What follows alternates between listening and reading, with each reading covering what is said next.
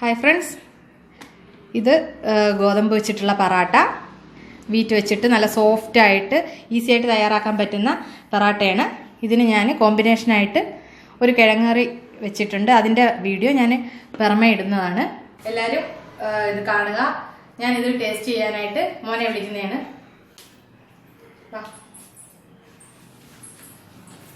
Hi. അപ്പോൾ ഇത് വളരെ ഈസി ആയിട്ട് ട്രൈ ചെയ്യാൻ പറ്റുന്നതാണ്. എല്ലാവർക്കും വീട്ടിൽ ചെയ്തു നോക്കാം.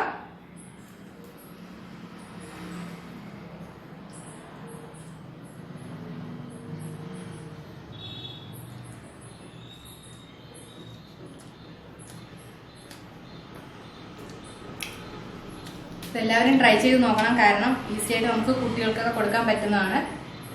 എങ്ങനെ? സൂപ്പർ. അത് അവനെ കൊണ്ടുപോയി കഴിക്കാനായിട്ട്, അവൻ ടേസ്റ്റ് നോക്കിയിട്ട് കഴിക്കാനായിട്ട് വെമ്പി നിൽക്കുമായിരുന്നു. അപ്പം ഈ പൊറോട്ട എങ്ങനെയാണ് ഉണ്ടാക്കുന്നതെന്ന് ഞാൻ നിങ്ങൾക്ക് കാണാം. പിന്നെ ഇതിൻ്റെ എല്ലാ സബ്സ്ക്രൈബേഴ്സിനും എല്ലാ വ്യൂവേഴ്സിനും എൻ്റെ നന്ദിയുണ്ട്. നന്നായിട്ട് ഞങ്ങളുടെ എല്ലാ വീഡിയോസും എല്ലാവരും ഇഷ്ടപ്പെടുന്നു എന്ന് അറിയുന്നതിൽ സന്തോഷം. എല്ലാവരും നല്ല കമൻറ്റുകളാണെങ്കിലും നമുക്ക് വേണ്ടുന്ന എന്തെങ്കിലും നിങ്ങൾക്ക് ഇൻസ്ട്രക്ഷൻ പറഞ്ഞു തരാനുണ്ടെങ്കിൽ തീർച്ചയായിട്ടും പറഞ്ഞു തരണം. അതുപോലെ നല്ല നല്ല വീഡിയോസ് വെജിറ്റേറിയൻസ് യൂസ് ചെയ്യുന്ന അല്ലെങ്കിൽ വെജിറ്റബിൾ ആയിട്ടുള്ള നല്ല നല്ല വീഡിയോസ്, നല്ല ഡിഷസിൻ്റെ വീഡിയോസ് ഇതിലൂടെ വരുന്നതാണ്. എല്ലാവരും ഈ പറാട്ടയാണെങ്കിലും ട്രൈ ചെയ്ത് നോക്കണം. നല്ല സോഫ്റ്റാണ്. പിന്നെ വേറെ ഓയിലായിട്ട് കൂടുതലൊന്നും ഓയിലി ആയിട്ടുള്ളതല്ല. നിങ്ങൾക്ക് കറക്റ്റ് പറഞ്ഞാൽ നിങ്ങളത് കുക്ക് ചെയ്ത് വരുമ്പോൾ നിങ്ങൾക്ക് തന്നെ മനസ്സിലാകും. എല്ലാവരും ഇത് ട്രൈ ചെയ്ത് നോക്കുക. നമുക്ക് കാണാം ഇതെങ്ങനെയാണ് കുക്ക് ചെയ്യുന്നത്. Hi friends, welcome to Malayalees kitchen. ഇന്ന് ഇവിടെ വീറ്റ് വെച്ചിട്ട് ഗോതമ്പ് വെച്ചിട്ട് നമുക്ക് പൊറോട്ട ഇപ്പം മൈദയുടെ പൊറോട്ട വീഡിയോ ഞാൻ അപ്ലോഡ് ചെയ്തിട്ടുണ്ടായിരുന്നു. ഇത് ഗോതമ്പ് വെച്ചിട്ട് നമുക്ക് എങ്ങനെ സോഫ്റ്റായിട്ട് തയ്യാറാക്കാമെന്ന് നോക്കാം. ഞാനിവിടെ 250 ഗ്രാം ഗോതമ്പ് മാവാണ് എടുത്തിട്ടുള്ളത്. ഇതിലേക്ക് ഞാൻ 2 മുതൽ 2.5 ടേബിൾ സ്പൂൺ വരെ പഞ്ചസാര ചേർക്കുന്നുണ്ട്. പഞ്ചസാര ചേർക്കുന്നത് സോഫ്റ്റ് കിട്ടാനും കൂടാതെ ഇതിനൊരു ബ്രൗൺ കളറ് കിട്ടാനും വേണ്ടിയിട്ടാണ്. ടേസ്റ്റിന് നമുക്കനുസരിച്ച് ഉപ്പ് ചേർത്ത് കൊടുക്കാം. ഇത് ഞാൻ കുഴയ്ക്കുന്നത് പാലിലാണ്, അതും ഇളം ചൂട് പാലിൽ. പിന്നെ പാല് യൂസ് ചെയ്യുന്നില്ല എന്നുള്ളവർക്ക് ഇളം ചൂട് വെള്ളം യൂസ് ചെയ്യാം. അങ്ങനെ ചൂടുവെള്ളം യൂസ് ചെയ്യുന്ന ആൾക്കാരാണെന്നുണ്ടെങ്കിൽ പുളിയില്ലാത്ത തൈര് യൂസ് ചെയ്യുക.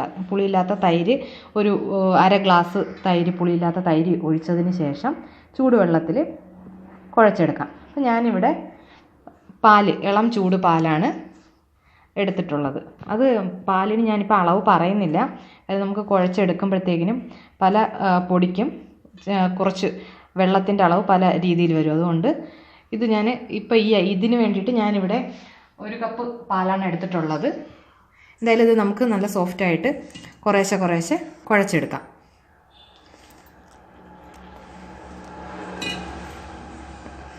പതിയെ നമ്മൾ കുഴച്ചെടുക്കുക. വളരെ ഫാസ്റ്റായിട്ട് ഒഴിച്ച് ഒരുമിച്ച് പെട്ടെന്ന് കുഴച്ചെടുക്കാൻ നിന്ന് കഴിഞ്ഞാൽ ചിലപ്പം ഹാർഡായി പോകും. അതല്ലെങ്കിൽ വെള്ളം കൂടാനും ഒക്കെ സാധ്യതയുണ്ട്. നമുക്കിത് നന്നായിട്ട് കുറച്ചായിട്ട് ഒഴിച്ചൊഴിച്ച് നമുക്കിത് കുഴച്ചെടുക്കാം. അപ്പം നമ്മളൊന്ന് നന്നായിട്ട് കുഴച്ചിട്ടുണ്ട്. ഇതിന് നമുക്ക് ടേബിൾ ടോപ്പിലോട്ടിട്ട് ജസ്റ്റ് നന്നായിട്ടൊന്ന് കുഴച്ചെടുക്കാം. അപ്പോൾ ടേബിൾ ടോപ്പിൽ നമ്മൾ കുഴയ്ക്കുമ്പോൾ കുറച്ച് ഓയിൽ, വളരെ കുറച്ച് മാത്രം ഓയിൽ യൂസ് ചെയ്യാം.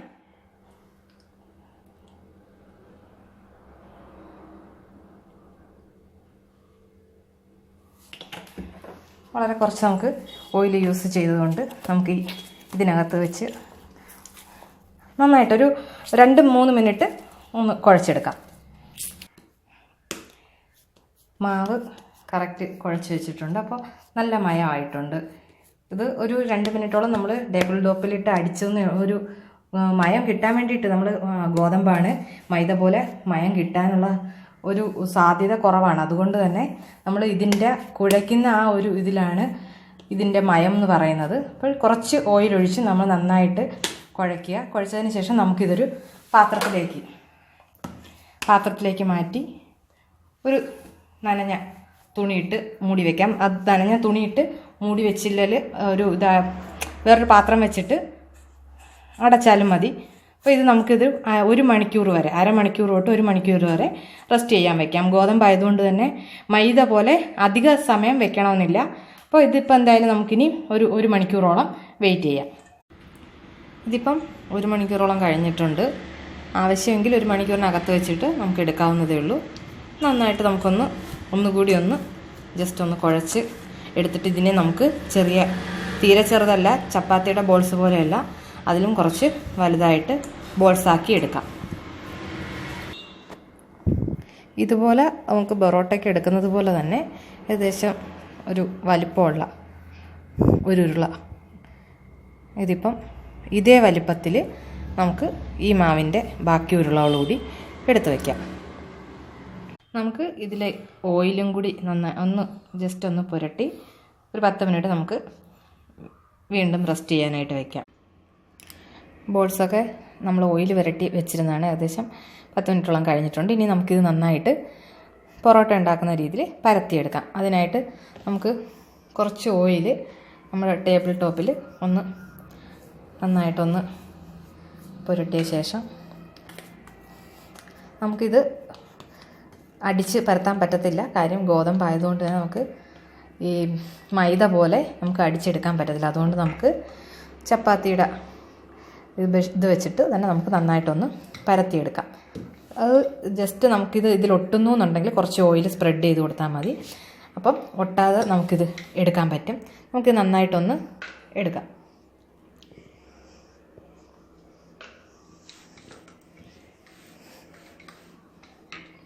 ഷേപ്പൊന്നുമില്ല, നമുക്ക് ഇത് നല്ല ഷേപ്പിനൊന്നും കിട്ടത്തൊന്നുമില്ല. അപ്പം നമുക്ക് എത്രമേൽ നൈസായിട്ട് പരത്താൻ പറ്റുമോ അത്രയും നൈസായിട്ട് പരത്താൻ ശ്രമിക്കുക.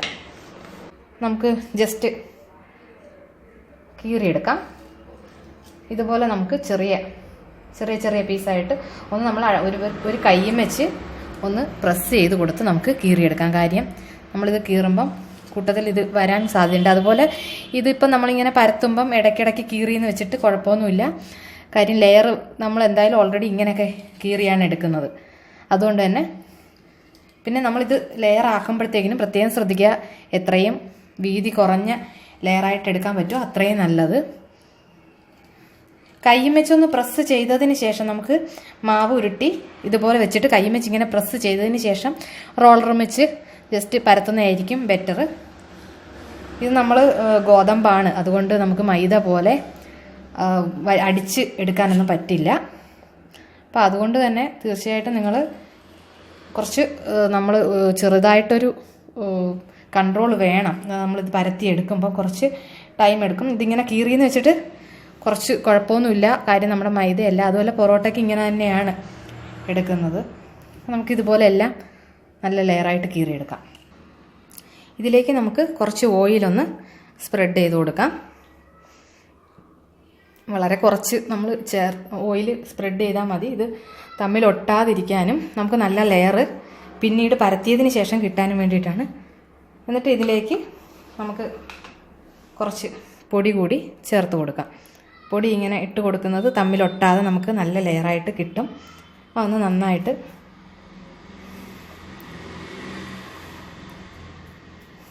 ഇനി നമുക്ക് ഇതൊന്ന് സൈഡ് വൈസ് വെച്ചിട്ട് നമുക്ക് ചുരുട്ടിയെടുക്കാം. നമുക്കിത് കുറേശ്ശെ ഇങ്ങനെ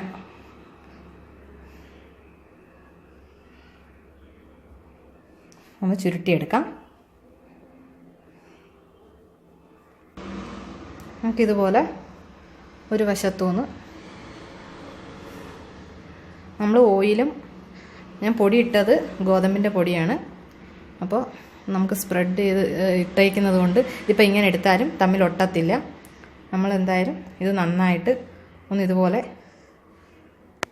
എല്ലാം ഇങ്ങി വരെ നമുക്കൊന്ന് ഇതുപോലെ ചുരുട്ടിയെടുക്കാം. എല്ലാം നമ്മൾ ചുരുട്ടിയെടുത്ത് വെച്ചിട്ടുണ്ട്. ഇനി നമുക്കിതൊന്ന് റോൾ ചെയ്ത് കൊടുക്കാം. ജസ്റ്റ് നമുക്ക് ഓയിൽ ഇതിൽ സ്പ്രെഡ് ചെയ്ത് കൊടുത്തു കഴിഞ്ഞാൽ ലെയർ തമ്മിൽ ഒട്ടാതിരിക്കും. അല്ലെങ്കിലും നമ്മൾ ഓൾറെഡി ഓയിൽ ഒഴിച്ചിട്ടുള്ളത് കൊണ്ട് ലെയർ നമുക്ക് ഒട്ടാതെ കിട്ടും. അവസാനം നമ്മളിത് കൊണ്ടുവന്നിട്ട് എല്ലാവർക്കും അറിയാം പൊറോട്ടയ്ക്ക് ചുറ്റിക്കുന്നത് പോലെ നമുക്കിതൊന്ന് അടിയിലായിട്ട് വെക്കാം. ഇതുപോലെ നമുക്ക് ബാക്കിയുള്ള മാവുകൾ കൂടി ഉരുട്ടി വെച്ചിരിക്കുന്ന ഉരുള കൂടി നമുക്കിതുപോലെ ഓരോ സെറ്റായിട്ട് എടുക്കാം. അപ്പോൾ എല്ലാ ഉരുളകളും ഞാൻ ഇതുപോലെ പരത്തിയെടുത്തിട്ടുണ്ട്. ഏഴ് ഉരുള ഉണ്ടായിരുന്നു, ഞാൻ 7 അതുപോലെ ആക്കിയിട്ടുണ്ട്.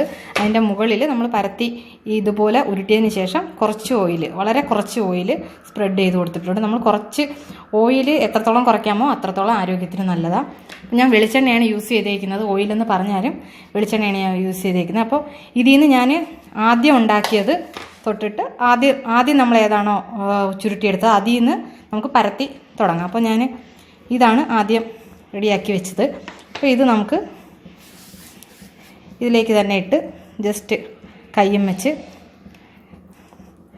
വെച്ചല്ല റോളും വെച്ച് ചെയ്യാൻ പറ്റുമെങ്കിൽ ചെയ്യുക. അധികം അങ്ങ് ഇത് നമ്മൾ ഈ എടുക്കുമ്പോഴത്തേക്കിനും അധികം അങ്ങ് നൈസായി പോകരുത്. അപ്പോൾ ലെയർ പോകാനുള്ള സാധ്യതയുണ്ട്. അതുകൊണ്ട് നമുക്ക് ചെറുതായിട്ടൊന്ന് പ്രസ് ചെയ്ത് കുറച്ച് കനത്തിൽ തന്നെ നമുക്കിത് എടുക്കാം. ഇതിൽ പറ്റുന്നില്ലെന്നുണ്ടെങ്കിൽ നമുക്ക് റോള് വെച്ച് ചെയ്യാവുന്നതേ ഉള്ളൂ. റോള് വെച്ചാകുമ്പോഴത്തേനും അധികം പ്രസ് ചെയ്യാതിരിക്കുക.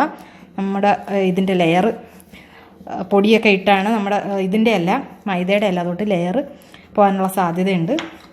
വളരെ ഒരു നല്ല പ്രസ് ചെയ്ത് അങ്ങോട്ട് പരത്താതെ ചെറുതായിട്ട് ഒന്ന് നമുക്ക് പരത്തിയെടുക്കാം. ഞാനിത് പരത്തിയെടുത്തിട്ടുണ്ട്. ഒരു സാധാരണ നോർമൽ ചപ്പാത്തിയുടെ വലിപ്പത്തിലാണ് ഞാനിത് പരത്തിയത്. പിന്നെ പക്ഷേ കട്ടി എന്ന് പറഞ്ഞാൽ നമ്മൾ പൂരിക്കൊക്കെ പരത്തുന്നത് പോലെ ആ ഒരു കട്ടിക്ക് പരത്തിയിട്ടുണ്ട്. ഇതിന് ഞാനിവിടെ ഒരു തവ വെച്ചിട്ടുണ്ട്. അതിലോട്ട് ഇട്ട് ചൂടാക്കി എടുക്കാം. നന്നായിട്ട് ചൂടായിട്ടുണ്ട്. അത് മീഡിയം ഫ്ലെയിമിലിട്ടിട്ട്, ഹൈ ഫ്ലെയിമിലും ലോ ഫ്ലെയിമിലും ആകരുത്. ഇതിനകത്ത് നമ്മൾ പിന്നെ ഇനി ഓയിൽ ഒഴിക്കേണ്ട കാര്യമില്ല. പിന്നെ നമ്മളിത് പരത്തിയപ്പോഴും ഓയിൽ സ്പ്രെഡ് ചെയ്തിട്ടുണ്ടായിരുന്നു. ആ ചുരുട്ടി വെച്ചതിന് ശേഷം ഓയിൽ സ്പ്രെഡ് ചെയ്തിട്ടുണ്ടായിരുന്നു. അപ്പോൾ അതുകൊണ്ട് തന്നെ നമുക്കിതിപ്പം ഓയിൽ ഒഴിക്കാതെ തന്നെ ഒരു നോർമൽ ഫ്ലെയിമിൽ, ഹൈ ഫ്ലെയിമും ആവരുത് ലോ ഫ്ലെയിമും ആവരുത്, അതിൻ്റെ മീഡിയം ഫ്ലെയിമിലിട്ട് നമുക്കിതൊന്ന് തിരിച്ച് മറിച്ചിട്ട് എടുക്കാം. നമ്മുടെ എല്ലാ പൊറോട്ടയും റെഡി ആയിട്ടുണ്ട്. നല്ല ലെയറൊക്കെ ഉണ്ട്. ഇത് ഞാൻ അടിച്ചിട്ടില്ല, അടിക്കാതെ തന്നെയാണ് ഈ ലെയറെല്ലാം ഇതിനകത്ത് കാണുന്നത്. അപ്പോൾ നിങ്ങൾക്ക് കണ്ടാൽ മനസ്സിലാകും നല്ല ലെയറുള്ള ഗോതമ്പിൻ്റെ പറാത്തയാണ് അല്ലെങ്കിൽ പെറോട്ടയാണ്. ഇത് നമുക്ക് ജസ്റ്റ് വേണമെങ്കിൽ ഒന്നുകൂടി ലെയർ ഒന്ന് തിരിഞ്ഞ് വരാൻ വേണ്ടിയിട്ട് നമുക്കൊന്ന് ഇങ്ങനെ ഒന്ന് പ്രസ് ചെയ്താൽ മതി. അല്ലാതെ നമ്മൾ മറ്റേ പെറോട്ട അടിക്കുന്ന പോലെ ആഞ്ഞടിക്കണ്ട. ജസ്റ്റ് ഇങ്ങനെ ആക്കുമ്പോൾ തന്നെ ഇതിൻ്റെ ലെയർ നിങ്ങൾക്കിത് കാണാൻ പറ്റും. ലെയറൊക്കെ നന്നായിട്ട് വിട്ട് വരുന്നുണ്ട്. ദേ നല്ല മയം. സാധാരണ നമ്മൾ വീറ്റ് പറാത്തയൊക്കെ ഉണ്ടാക്കി കഴിഞ്ഞാൽ നല്ല ഹാർഡായിരിക്കും. ഇത് നല്ല സോഫ്റ്റായിട്ട് തന്നെയാണ്. കാര്യം നമ്മൾ ഓയിൽ ആദ്യം നമ്മൾ സ്പ്രെഡ് ചെയ്തപ്പം യൂസ് ചെയ്തതല്ലാതെ നമ്മൾ പിന്നീട് യൂസ് ചെയ്തിട്ടില്ല. ഓയിൽ കൂട്ടിക്കഴിഞ്ഞാൽ കൂടുതലായാൽ ഇത് ഹാർഡാകും. കഴിവതും ഓയിൽ കുറയ്ക്കുക. ഹെൽത്തിനും അതുപോലെ ഈ പെറോട്ട ആയിട്ട് നമുക്ക് കിട്ടുവാനും നല്ല സോഫ്റ്റായിട്ട് കിട്ടുവാനും ഇതാണ് ഏറ്റവും നല്ലത്. അപ്പോൾ എല്ലാ പെറോട്ടയും ഇവിടെ നല്ല രീതിയിൽ തന്നെ റെഡി ആയിട്ടുണ്ട്. എല്ലാവരും ഇത് ട്രൈ ചെയ്ത് നോക്കണം.